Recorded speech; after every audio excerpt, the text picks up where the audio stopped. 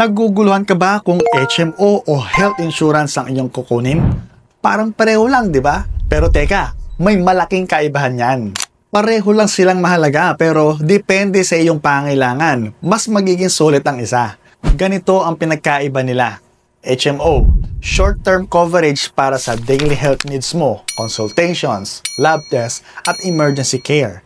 Kapag may HMO ka, covered ka habang active ang plan. Health insurance, long-term protection, usually for major expenses like hospitalizations, surgeries, at critical illness. Reality check number 1. Kung gusto mong mabawasan ng araw-araw na gastos sa health, HMO ang sagot. Reality check number 2. Kung iniisip mo ang future at malalaking gastusin, health insurance ang kailangan mo. Ang tip, bakit hindi pareho? Sa iPro 5-in-1, meron kang HMO at insurance sa iisang plan. Ayon sa DOH, 54% ng Pilipino ang hindi handa sa biglaang medical expenses. Kaya piliin ang tamang coverage bago pa dumating ang emergency.